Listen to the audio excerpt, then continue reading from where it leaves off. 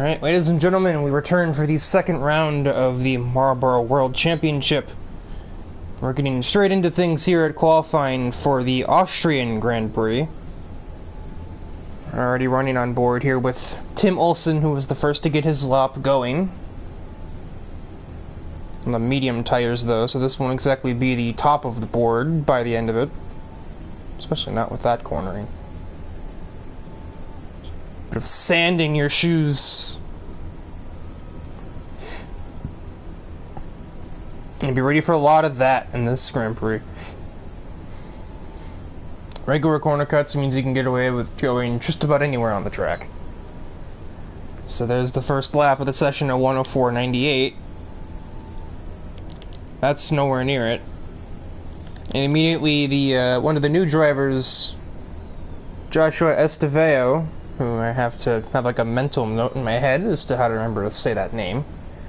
Actually, never mind all of that. Tyler McIntosh went top of the board with a 104 flat. Fidel Fabian a 104.67 on the mediums, so a few tenths up on Tim. We have some more unusual twists in the driver lineup for this race. The first of which, it's all reserves, I think. We have was Christian Pacheco? No, he was not. Christian Pacheco is in this in the second Williams car, as that's a very dead game.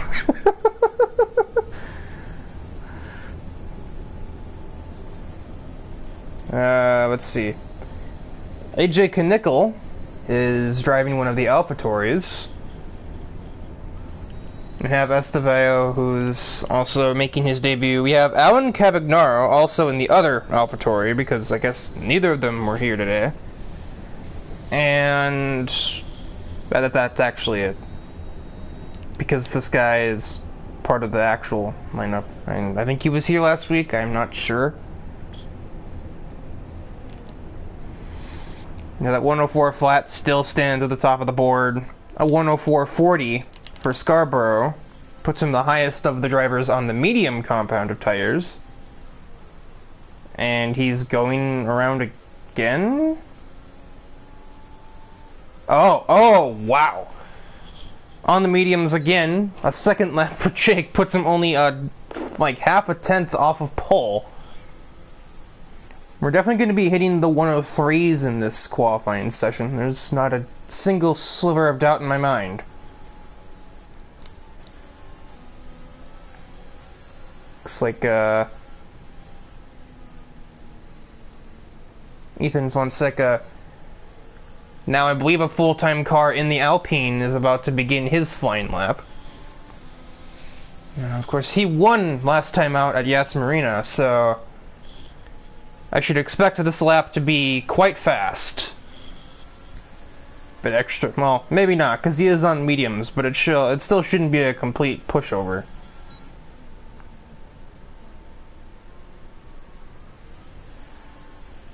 The bizarre traction zone of turn 3. Flying towards 4.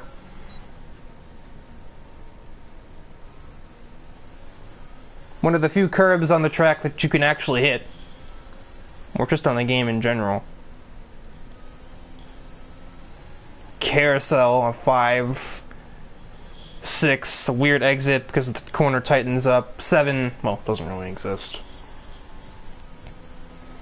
And then the hair extensions, turns 8 and 9. If we see a driver that keeps a tire on the curb, then they're special. And alright, a 103.88. That's on medium tires, so yeah. Definitely be hitting the 103s, as I had predicted.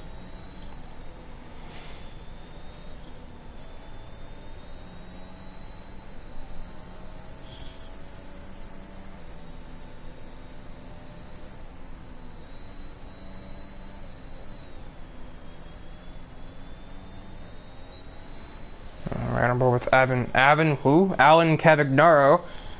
He begins his next attempt.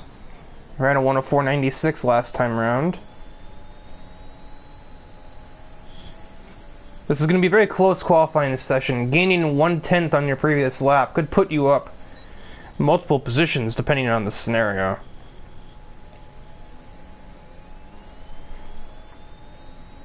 Firmly planted, exiting turn 3. However, his ERS count is pretty low. I feel like he probably forgot to turn that off on the way around his outlap. He might run out coming up to the line. I think he just locked up into 5. Using all of the curbs, that's a bit of Russian roulette, honestly. 2 more corners. Just about staying within the track limits, but this lap should be faster. Yes, 104.2. Oh, that's the other one. Was Tim Olsen at Abu Dhabi? I don't remember. These are kind of the things I'm supposed to know. Well, I know who to... Oh. Tyler McIntosh answers the call. He makes a 103.81, also on his own set of medium tires. Are the mediums just faster here? Like, that's what it feels like. That's what it looks like. It's like it seems like the mediums are actually just straight up faster at this track, which wouldn't really make much sense. But this is a Codemasters game, so you can't exactly count it out either.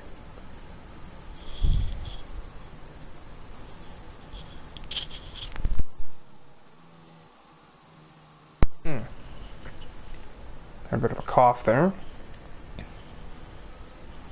Commentary with asthma. It's not the easiest thing in the world. Fonseca is on his outlap,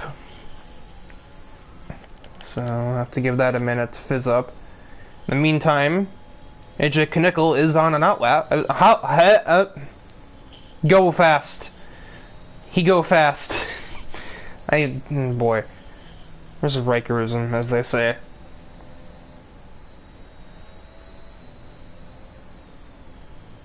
Hitting the last 2 corners, using the entire racetrack. 103.94. It's still, that's second row, but that still doesn't touch the 2 medium tire laps that have been run previously.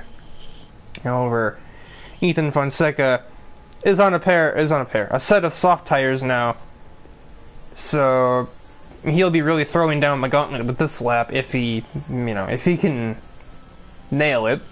That's what I was looking for. Just absolutely, yeah, that's too much. I think even for regular corner cutting, that's pushing it.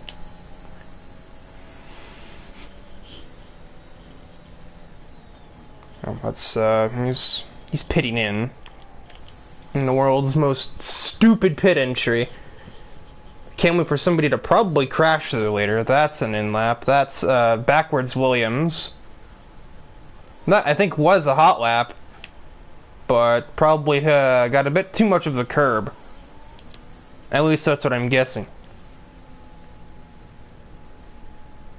Can only presume that Fonseca is just saving the tires to try again.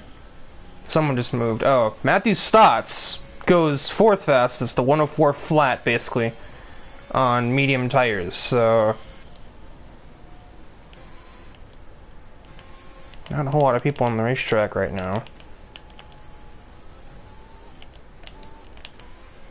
We have Travis on an outlap. We have basically another my god, I keep doing that. Another outlap for Fonseca. Seems to be testing his gearbox or something. Alright, once more with feeling, Mr. Alpine driver. McIntosh on an outlap, getting ready to defend the pole, maybe a bit preemptively. Still technically extending, but it's regular corner cutting, and turn 1 is pain, so...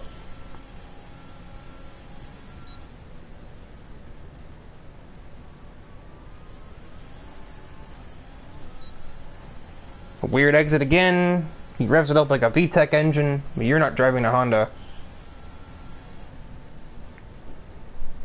Ultra superlative late braking technique into 4. I certainly can't brake like that.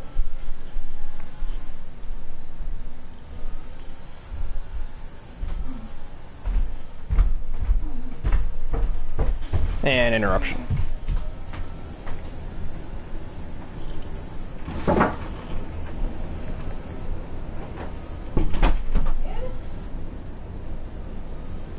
And the last turn, this should be in the low 103s. 103.53. This is well, this is not the outlap. That window passed. This is just like building up. Maybe he's trying to no, that wouldn't make any sense. Whatever the case, the lap begins. And based on the time in the session, this will be, I think, McIntosh's last attempt. Even though Austria is a pretty short circuit, I don't think he'd have enough time to make this lap, get back around, change tires, go back around a second time. There's only, well, I think 4 minutes on the clock. I don't know, I can't tell. There's a constant state of yellow sector 2. Okay, yeah, 4, almost 5.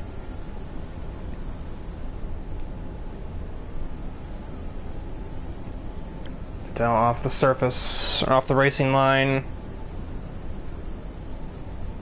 4th gear for turn 5, that's scary. That's not ideal. And that's another... Well, if he goes in now, you'll at least have... Well, as AJ is even in 4th gear on the outlap, that's even more strange. Honestly, this kind of looks like a hot lap almost, the way he's driving that corner. Or those corners, I should say. That's more than one. And 2 is more than 1. Quick maths. Here comes the Canadian, beginning his next qualifying lap.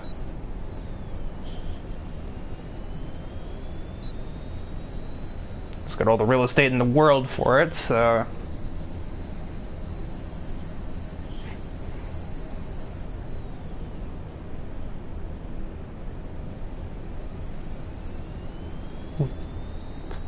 Early upshift. More traction, I guess. That's probably exactly why that happened. He probably hit... Oh, he's in 2nd through turn 4. There's the Aston. I think that was out of the way. More short shifting.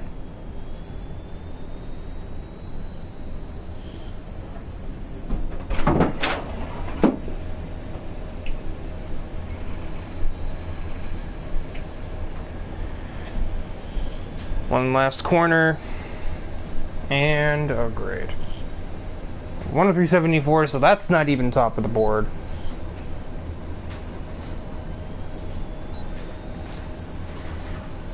Fonseca just manages to be a little bit above.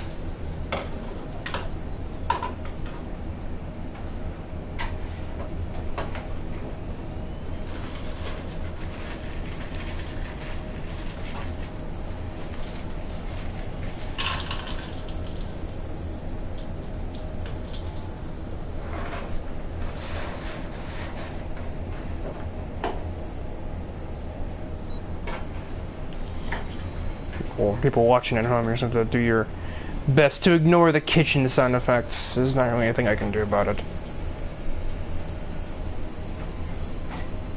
This is Matthew Stott's last attempt at a lap. He's extended halfway to the Red Bull Driver Academy out of turn 8. Makes himself 2nd on the board.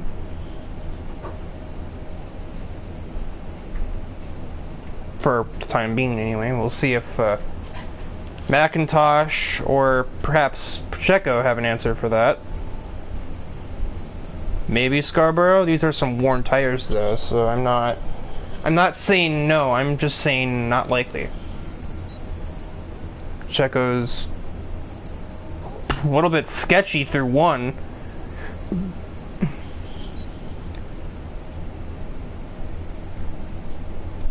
McIntosh nice and controlled through 1 as compared to the other 2. And Pacheco has looped it through 3, so his challenge has come to an end. McIntosh did not do that. Also, Fonseca's on a lap as well. And he's also getting a cheeky little slipstream from the Ferrari of Jonathan Parker up there, who's... I think there's some cohesion there. Parker didn't even run a lap. And he's not even going to be able to. He's, I think, just there to drag that Alpine along and nothing else.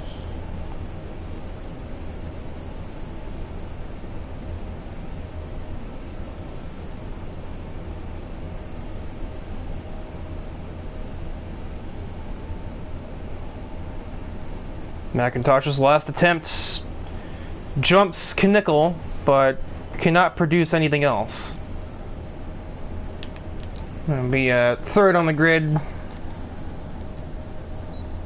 Scarborough made no improvement, and I think, yeah, slipstream or not, which didn't even improve his lap time, Ethan Fonseca is your pole sitter for the Austrian GP.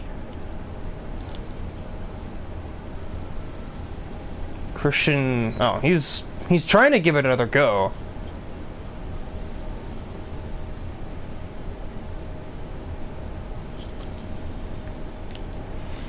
That's an in-lap. Estevao looks like he might also be on a lap, but his tires are... Okay, no, he's going in. So it's really just Pacheco to look at right now, at the moment.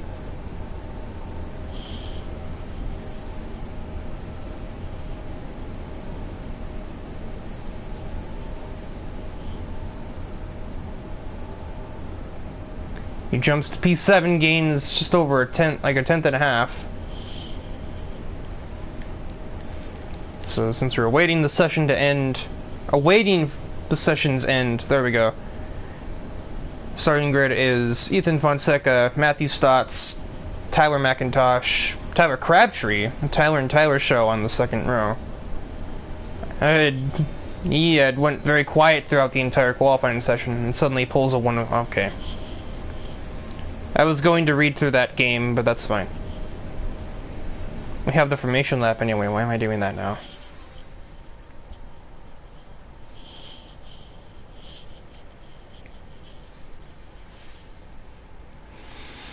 I can't read through it in 30 seconds, so...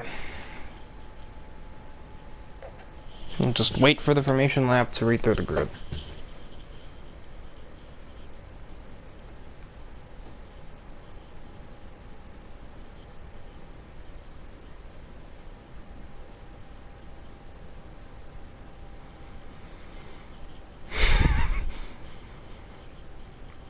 I've just seen a clip of how Cazzola DNF'd from qualifying, and it's a little bit weird.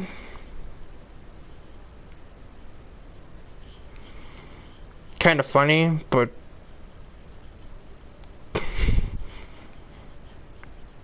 also just kind of like, you know, I mean, someone got DNF'd, so they're starting last. Just kind of unpleasant all around.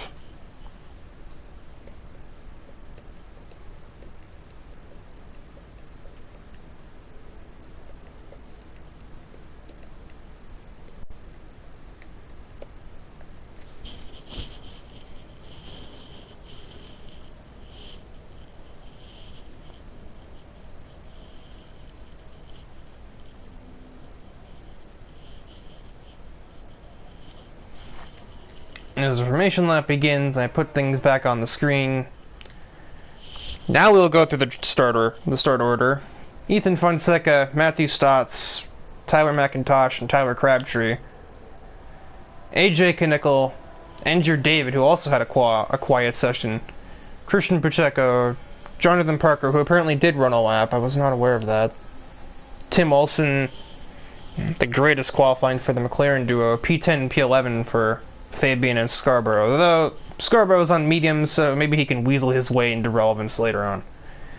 Alan Cavagnaro, Sean Cosley, Travis Van Oostendorp, Joshua Estevao, Gabe Cazzola, and Thomas Taylor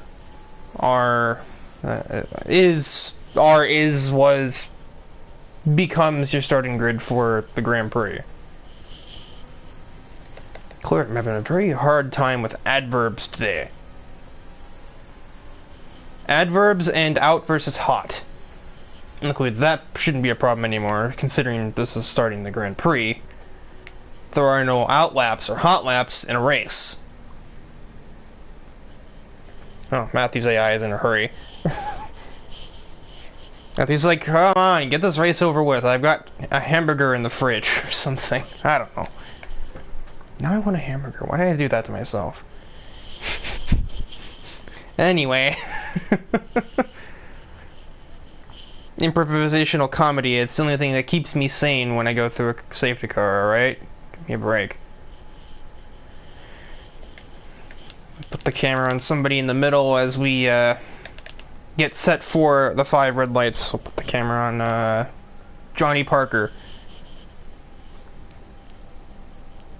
who hopefully I won't commentators curse them this week. Or maybe I will.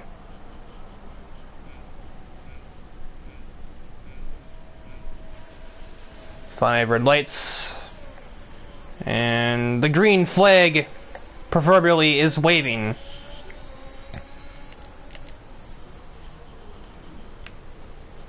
Now, there's no major death going through turn 1, so that's always a decent sign.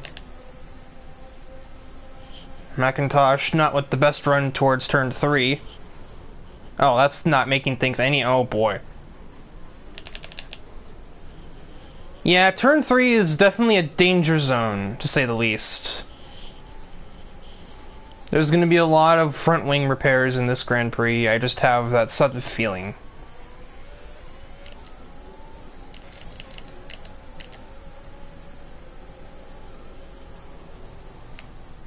McIntosh, obviously, with a ton of wing damage. You know, just nowhere to go when you get accordioned, and that is a very DNF'd Parker. Holy crap! Oh, there's a VSC. That efficiently bails out anybody that got wing damage just now. It doesn't save the... Oh, okay. It does kind of save the race. It's not an automatic back in the race button, but it keeps them relevant. Especially if we get an actual safety car later on, which, let's be real here, that's not a win. Or that's not an if, that's a win. Nobody sped in either, so half of the field that didn't die had wing damage from turn 3. Or maybe turn 1, it's hard to say for sure, but it looked like it was probably turn 3 because we had just a gigantic concertina effect going on. Stotts spun or got hit, and that caused Crabtree to stop, which caused McIntosh to run into him, and I think whoever was behind McIntosh crashed into McIntosh, and it just kept going and going, like one of those Russian dash cam car accidents or something. Tim Olsen got a drive-through, and he was going to serve it immediately, at the risk of almost destroying the McLaren cars. I like the little matching helmets the McLaren drivers have going on. I never noticed that before because I could never look at them one or like back to back on the Spectator. Travis ironically kind of has this. He has the same. He's pitting again. So it's a very smooth sailing at this moment for Fonseca. He's got a 4-second lead, and that's probably only going to get bigger because Andrew David's going to have to deal with a pack of angry Mercedes-powered Formula 1 cars in a minute. I think as soon as we get onto the next DRS straightaway, Scarborough is going to be all over that diffuser.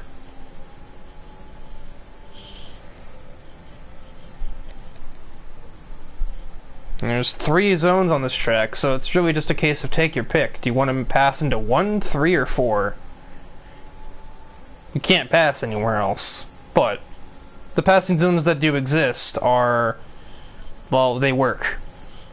Or they can work if you have talent. Which not everyone does, but most people here do.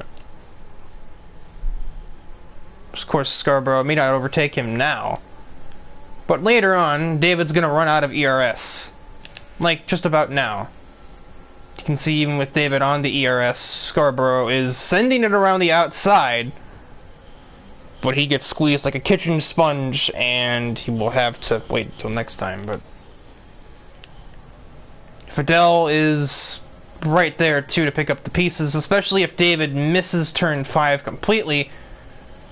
But that's not really a passing zone, and instead Fidel has to back off. Causley, on the other hand, may not do the same, but he actually does. It's an interesting line for the McLaren driver heading through turn 8. Scarborough looking for attempt number 2. Actually, David's just letting off. He's just going to give that up. Or he's going to cross him over, and oh my lord. But he's out of ERS. Jake still has a ton left, so that's a bit of movement in the braking zone, I would hesitate to say. I don't know. It looked kind of like Fidel might have even gotten into Jake. I'm not sure. Changed lanes a few times. Scarborough ahead at the braking point. David has a half-hearted attempt at sending it back in. Does he have damage? Somebody has to have damage in here. I think that someone must be Fidel. Oh yeah, that's Fidel. So he did in fact run into his teammate.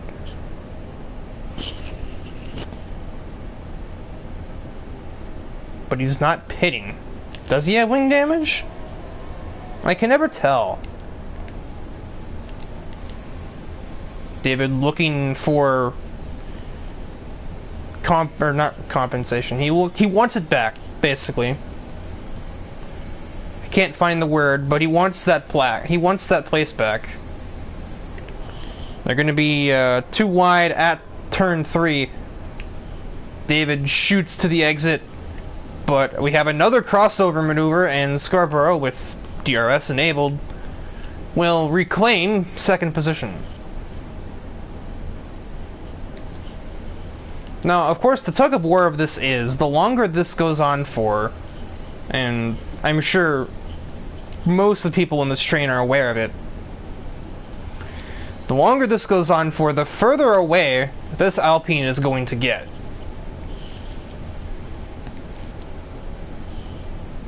But sometimes DRS just gives you so much momentum that you don't even have a choice but to pass the car ahead. Like, it's either I just pass you or I'm losing myself a bunch of time. And well, you know, maybe I'd be willing to do that once or twice. Eventually, it just becomes easier to just DRS leapfrog each other. I'm not exactly sure David understands the big picture there, though.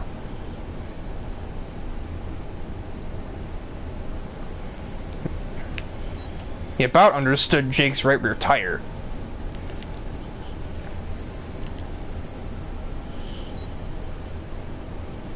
He's gonna dive it in and just clatter Jake. Just kind of boxes him out of the way and get a bit of a touring car overtake, basically. Only problem, this isn't flipping touring cars.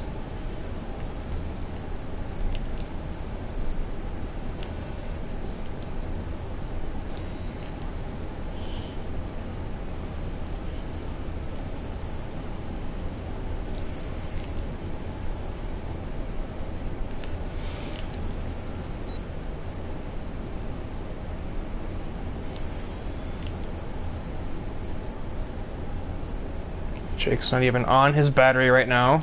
David naturally is all over his. It's a very vague send down into 3, but with DRS back again, Jake will once again have second.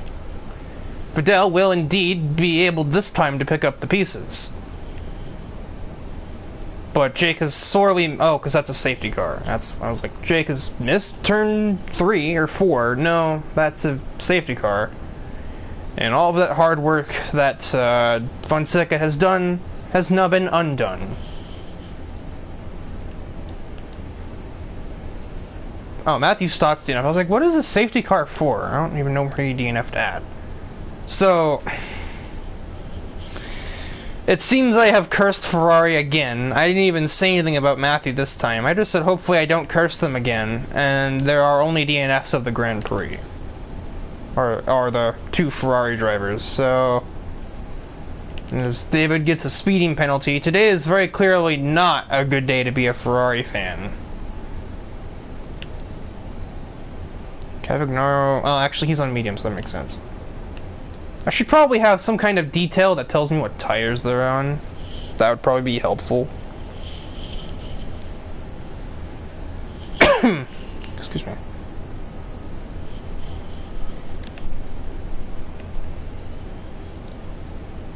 Crabtree has DNF'd. I don't know why or how.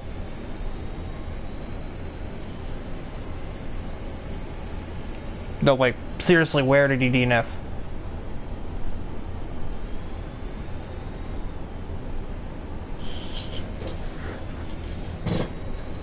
Just driving to the pits and DNF, I guess.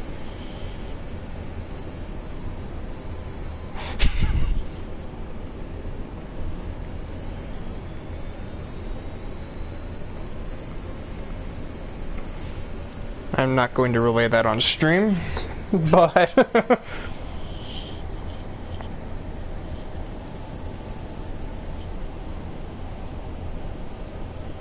Actually, come think about it. How did that person figure out I was streaming? I guess, probably. I'm overthinking that. Probably somebody in the race told him.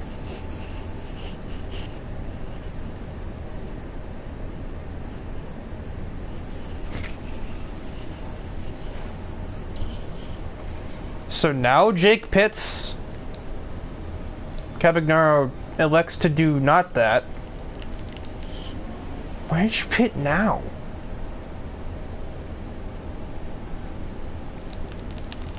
Is it something like hards can make it 26 but not 27 laps or something? I don't know.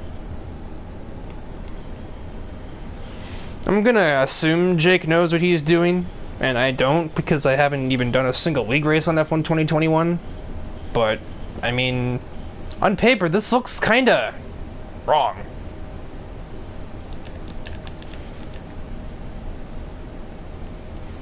McIntosh has joined the crew. He may not be able to go this lap though, as the Aston Martin still has to catch, and he is an entire sector behind. Maybe if he absolutely hauls it, he can get there in time, but I'm not sure. I'm not convinced. Oh, I guess it's going in. Alright, he's not even here, and the safety car is just like, forget him, we don't need the Aston Martin. He just spun anyway. Reject Aston Martin, return to Racing Point. Maybe hot take, I don't care. The Aston Martin's the ugliest car on the F1 grid.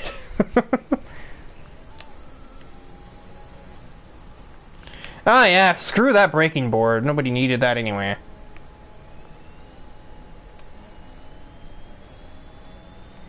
Alan floors it very early, and that's created an absolute accordion effect. Could make the case he kind of got on the throttle and then let off for turn 8. I don't know. If it's a problem, I'll just have to remember to tell the moderators, oh hey, that restart was on my stream. Andrew David retires the car in the pit lane. Fonseca wanted the pass right there, but he could not find it.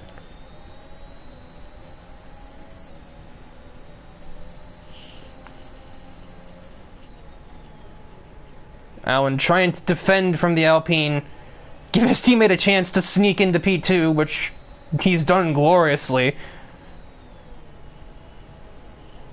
Allen actually gives him the inside, so team orders coming into play in a dramatic fashion. Not dramatic like, oh, unbelievable scene. Dramatic as in like drastic, that's the word. Continues to defend. Eventually turn 8 and Allen just has to let go or let die. Van Oostendorp has DNF'd in the weirdest possible place. Oh no, he didn't actually crash. He manually. So, for the person in chat that picked him to win, you are wrong.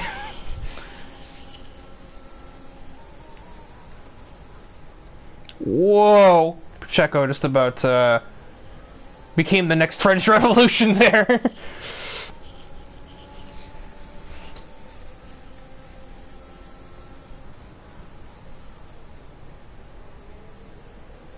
I mean, think about it, if an Alpine spins out, that's a literal French Revolution. Today on Terrible Comedy Skits with your commentator, Riker Lummel.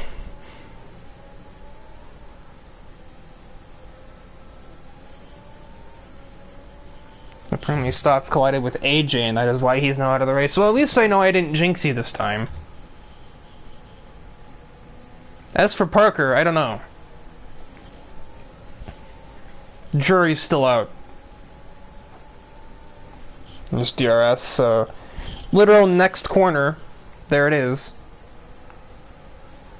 Oh my goodness. Fidel, wrong McLaren. Conce Drifto over here. What is that defense? Holy shit. I almost just slipped there. That was defense, if ever I don't... That's not defense. I don't know what that is. That's something. That's more defense. Pacheco looks to seize the moment. But you can't really do that at turn 5 so easily. You have to be really fast and you need to have fresher tires than what he's got.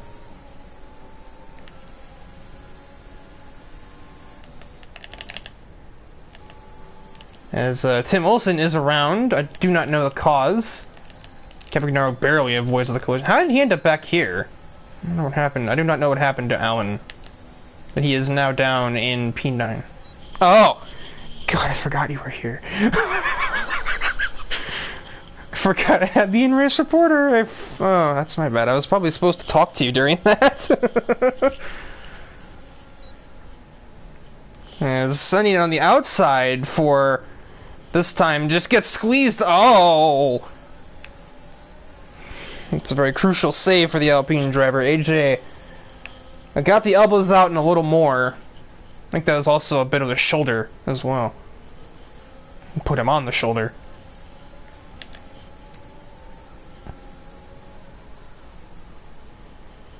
Pacheco's tires are absolutely distraught. And Fidel will move into second place, and now he will attempt to chase down that AlphaTauri driver. Unless Fonseca chases him down first. Not sure which. Somebody's chasing down that AlphaTauri. And with tires like those, getting back to him is not going to be too hard. It's going to be getting around him. That's going to be difficult. We've got the Royal Canadian Air Force up there in the lead. Some pit stops taking place. Looks like damage, I'm guessing. Oh, yeah, definitely damage on McIntosh's car. Jake. What happened to Jake? Why is he in the pits for so long? Oh, that's a lot of incidents. We obviously know... Yeah, Jake... 3 front wing changes just there.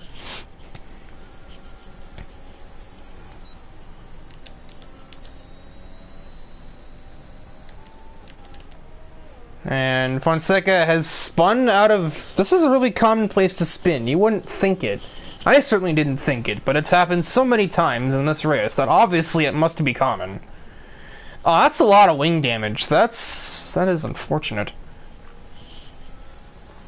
Can mediums reach the end from where he's at? Oh, he barely made that pit road. Oh my lord. That was either pit assist or that was a masterful breaking point. Sean Cosley versus Fidel Fabian towards turn 3. I guess I hadn't considered that neither Fonseca nor Fidel would be the one chasing the AlphaTauri.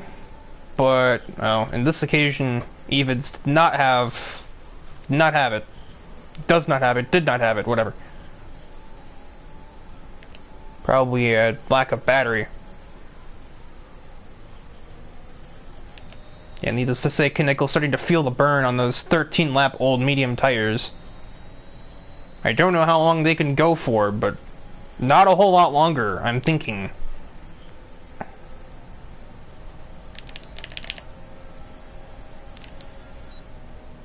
Fonseca sneaks in on McIntosh through turn 4. But that exit on the outside has thwarted the attempts for the time being. He's still there. He's got a wing there, but that's turn 5. So tries a crawl. Bit of extra curb for that Mercedes. Fidel looks to be taking the lead away, and ERS may have some other things to say about it, and DRS, but for the moment Fidel's the leader. Kinnickle thinks better of it. Probably better to try and just hold on to second than it is to attempt to take the lead back with tires at that wear rating. Especially when the Mercedes is right there. Save your resources for that. As the McLaren just going to drive off into the sunset anyway.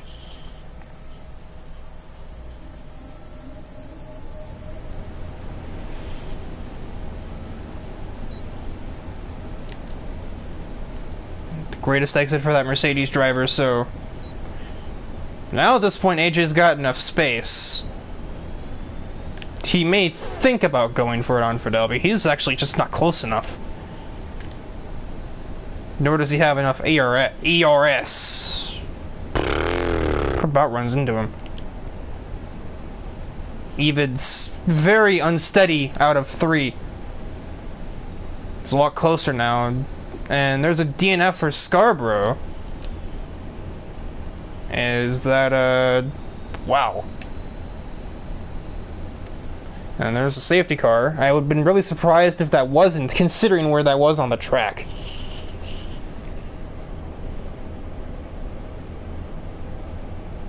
Also, Christian Pacheco is out of the race. Where'd he DNF? Tim Wilson speeding into the safety car again.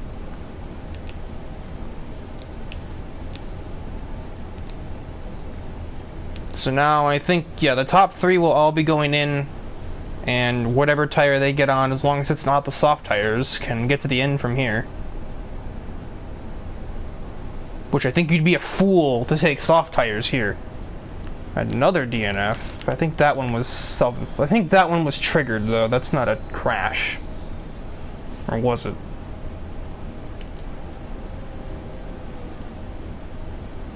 Fidel's on softs. That is questionable. I don't think that's it, my friend. I think you've just tossed the race away there.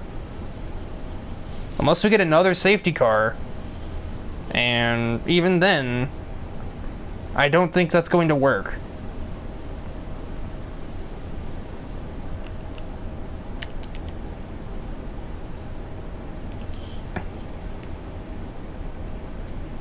Everyone except for him can make it to the end from here, because I'm pretty sure mediums can do 17 laps.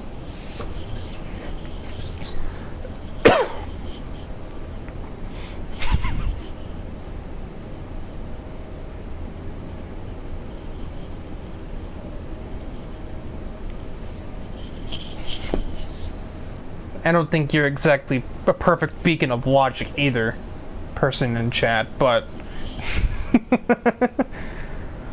we all make mistakes, some just make more than others.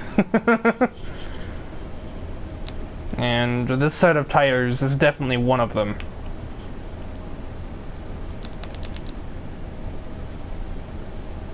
Actually, McIntosh isn't really doing much better here either. Those are worn tires.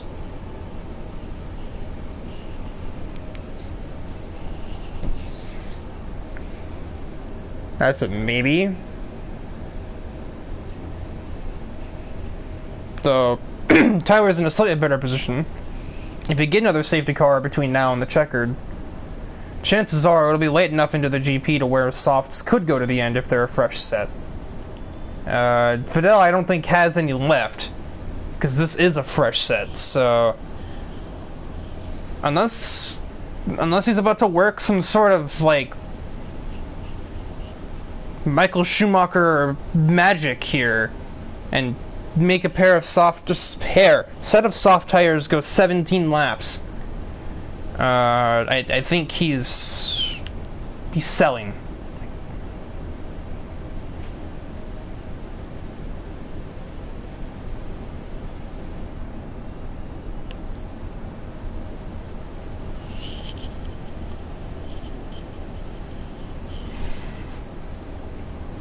I figure now that since we're under a safety car, and there's been things that have happened in this Grand Prix, I'll now actually patch in the in-race reporter, see if he has any information on the safety cars going in, so maybe actually don't do that. I was curious if you... Do you have any idea what's happened to Christian and Jake during that caused the safety car, or were you not near that?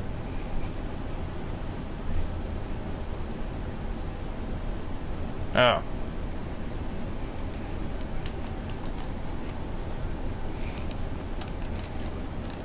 Oh.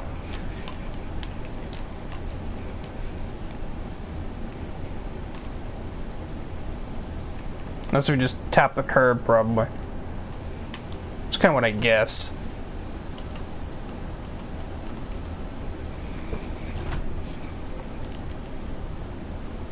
So anyway, now that I've actually utilized that pit for the in-race reporter, thank you for that, by the way. We now get back to green flag, and well, Fidel got a good restart, so plus no DRS means he gets away pretty clean. Not clean though is whatever that was that just happened behind Kinnickle. I have absolutely no idea what any of that was. It looked like someone just pulled a rubber band or something. And everyone just slingshotted out wide. Nobody spun. Not that I could tell. It was Fonseca really desperate to make up for lost time. Just sends it into turn 5 on this Williams driver of Tim Olsen and Styx. So, I mean, I guess I can't judge it that much if it worked. It's just like, why? Why would you... And now Fonseca is up to his teammate, who I would fathom isn't exactly going to give him much of a test, especially considering he's got a penalty to his name.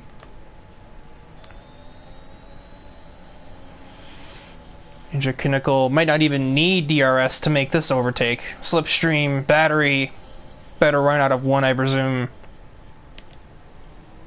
And makes perfectly, there's no chance for a cutback, so Fidel is just going to have to hold that for the time being, as indeed Kazola has let loose the Ethans of War, and that Alpine is, well, he's pretty much already at Fidel's doorstep.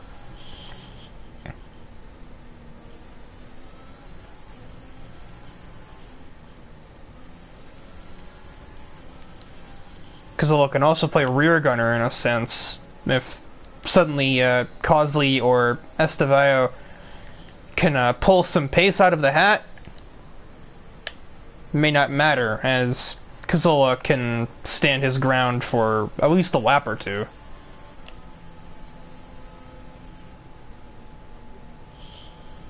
DRS triggered. Fabian also has DRS, so at least he won't be losing too much time to Fonseca, but he's not going to be making a whole lot on the AlphaTauri either.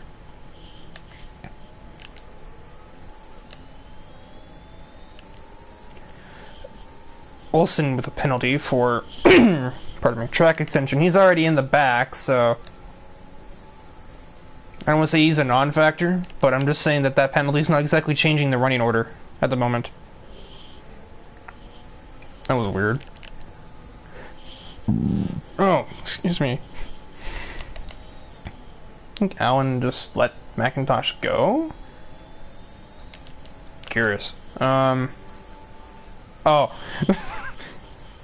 Oh, that makes more sense. He let you go, just not by choice. Anyway. Back at meanwhile, in the Legion of the front three. In the Legion of podium.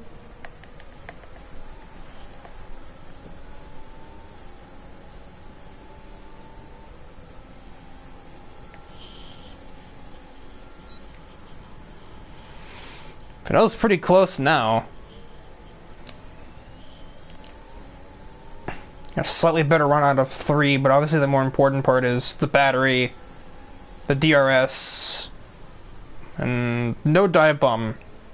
I know plenty of drivers that have probably sent it right there, so Fiddell with a bit of discipline and not, you know, possibly giving Fonseca the lead for free.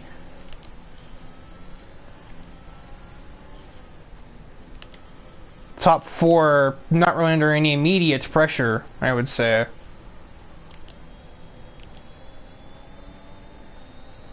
Tim Wilson could be looking at a fastest lap attempt in the near future. As he is pitted onto soft tires, I guess he's got plenty of real estate back there. He may as well try and make something out of it. Try and score fastest lap. Come away with 2 points rather than 1. As Fonseca is there, and he's hitting 200. That's not very much downforce on that car, clearly. Once again, executed well. No real chance at a cutback. Fidel can try down the straightaway to 4, but Fonseca just does not have. He has not a lot of downforce, and he's still able to turn that thing like he's got 10-10 wings. So now we got a bit of round 2. About a dozen laps or so ago, Fonseca and Knickel battled it for the lead, and that was cut short by Knickel squeezing Fonseca off the circuit a little bit. Tim slow on his own towards turn 3. I don't know what that is, what that's about.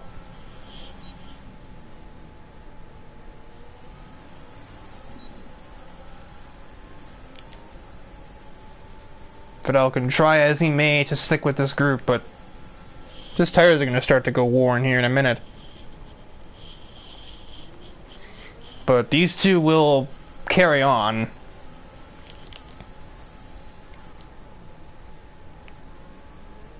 As McIntosh has passed his, well, teammate, I guess, not by choice, he just stole the vacated seat from Redacted. Anyway, he didn't choose the Mercedes chose him, I guess. At any rate, it's all just about picking and choosing your opportunities here. Or that's just a fancy way of saying why even pass until the last lap.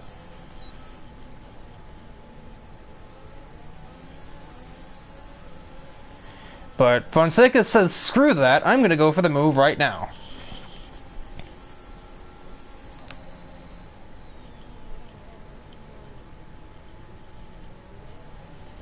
Heading now towards 4. It's AJ's turn to attempt to exact his retribution.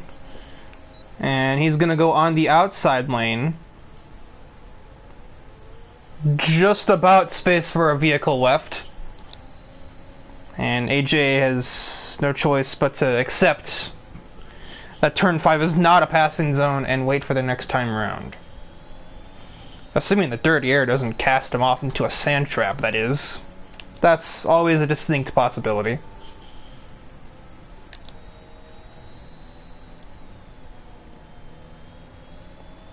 And it doesn't look fun back there, that's for sure.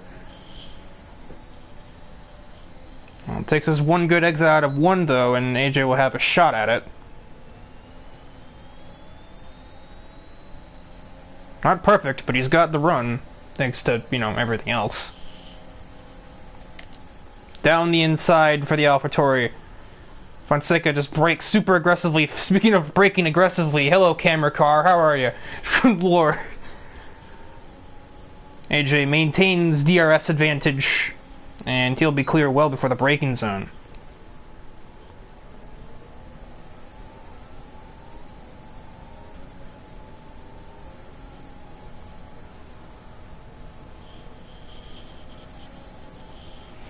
Kicking a bit of sand along the way.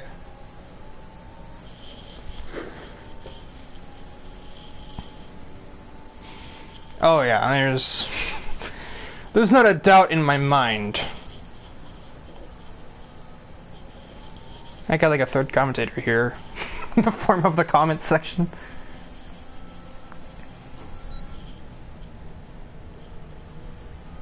I just hope that if they do kill each other, my camera's on Fidel, who can watch the whole thing and avoid it.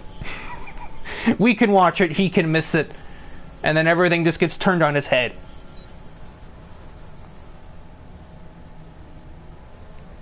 It's not super likely in turn 3, but turn 4, oh boy, it's the hornet's nest of just vehicular destruction.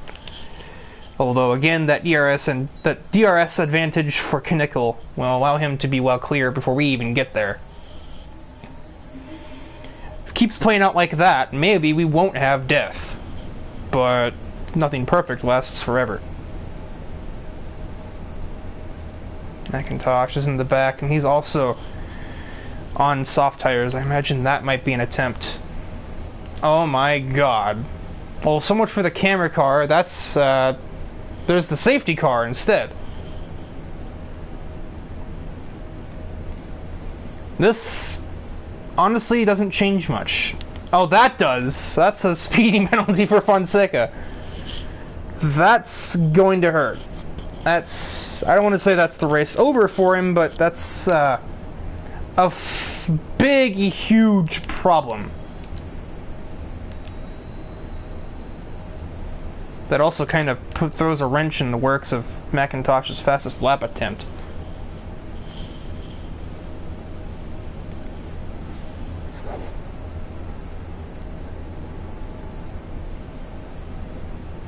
Why are all the blue dots left on the track? God darn it.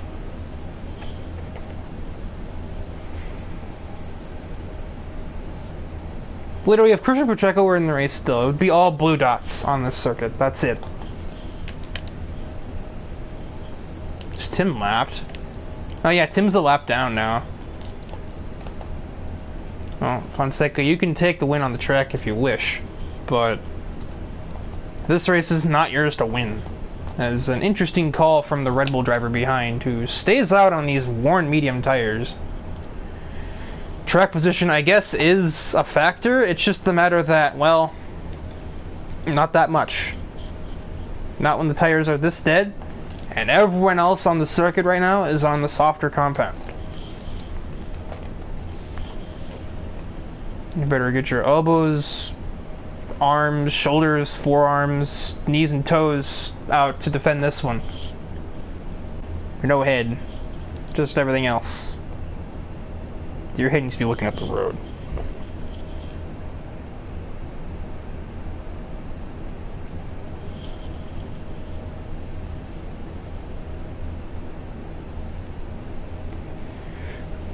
Tyler pits again.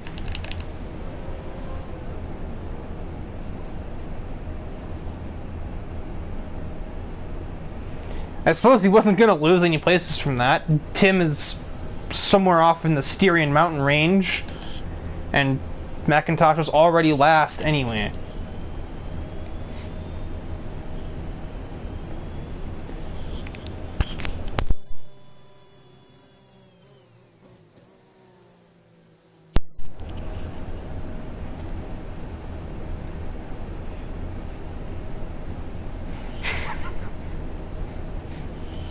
Fidel tangoed with the curb.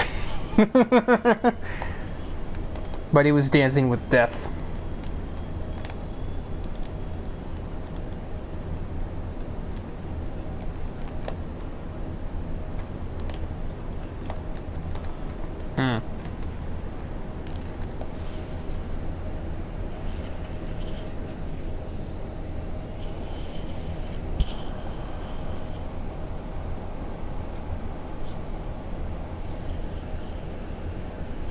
Now, it seems easy to say that Knickel has this race won, based on track position and the fact that Fonseca, who's been his main rival up to this point, now has that 5-second penalty that's kind of, you know, put an end to that attempt. But nobody else on the track is really shown to have the immense pace. The only other person that's, other than Fonseca, that's had that pace is McIntosh, who's down in 7th. And that's just based off qualifying, so... As Tim just decides he's going to elongate matters, he's going to go into the pits right as he would have caught up to the queue. So unless the safety car decides to leave him behind, we might only have a 4-lap dash to the checkered. There's going to be a grand total of 1, maybe 2 laps of DRS, and that is it.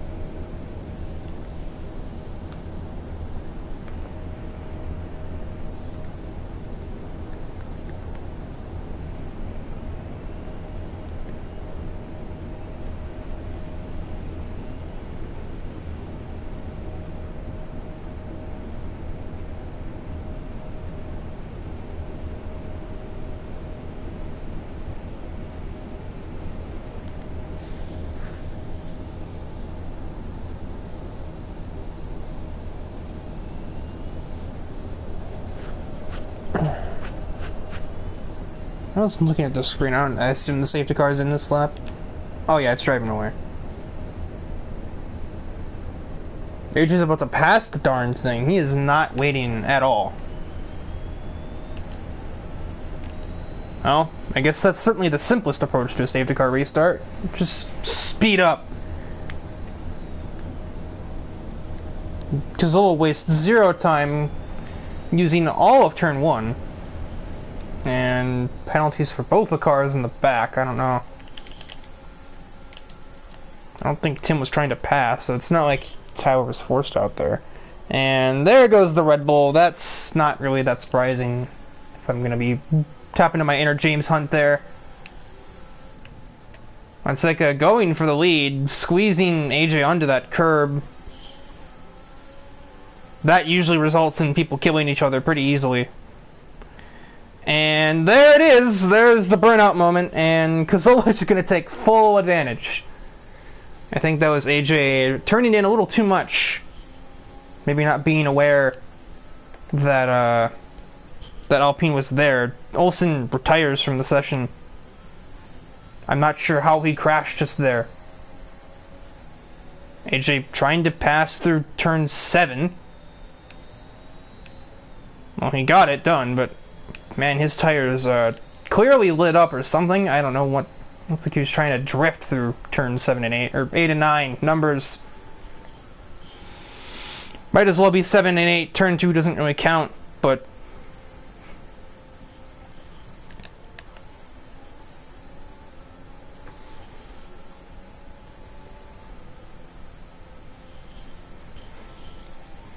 so I believe there will be 2 laps of DRS activation.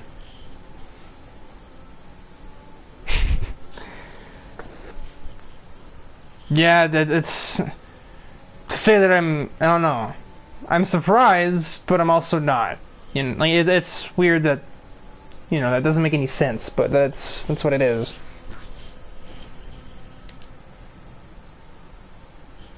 We may yet have a battle for the lead, as Cosley and Cazzola are now going to fight for the table scraps. As there is the DRS. Neither driver at the front with even an iota of battery power left. So this is all going to be DRS work, and well, who gets the better exits? We're going to be back into like 2015 here, or so. If only we had a fuel mix thing instead. Still the superior system, don't at me.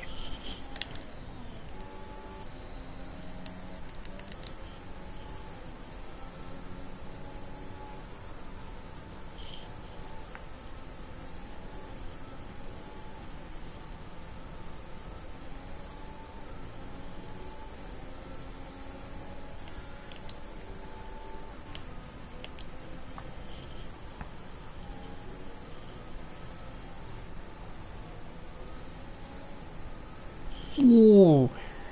Even just, or Sean almost just caught the curb in the wrong way and almost just went off to Neverland. Gabe has botched the entry for one. That puts Cosley right in range, possibly going towards T4. Not now, unless he's really a maniac. He's not.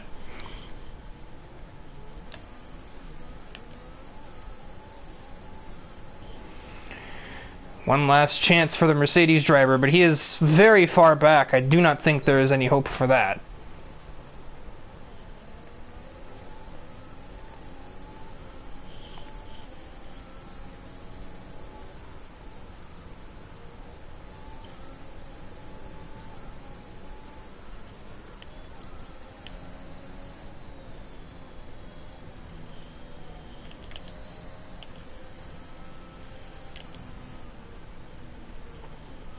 It's been certainly a unique GP.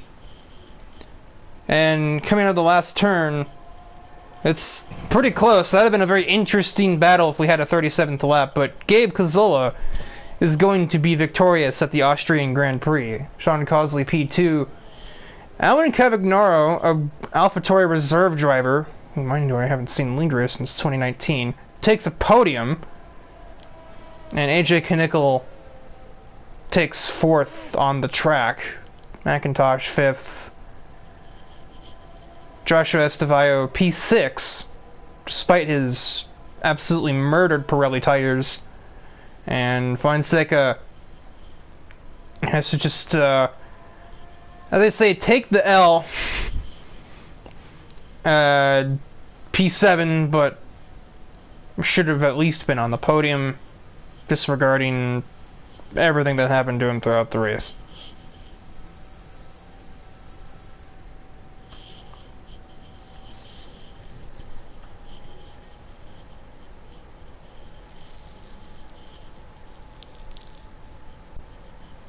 Okay, that's weird.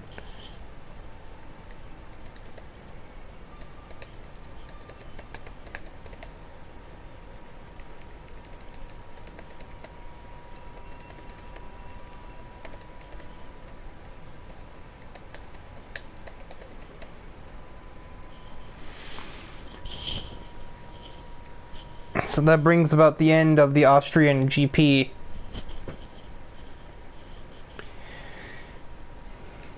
Definitely like a really weird finishing order, considering the winner finished, or the winner started P16, P2 started 13th, and P3 started 12th.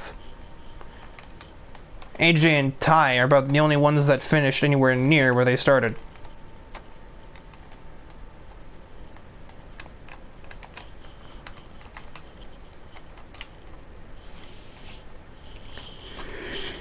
Well, I don't keep track of the schedule, so I don't know who's what is next, but well, we'll know in about a week when we head to the next Grand Prix in the Marlboro World Championships.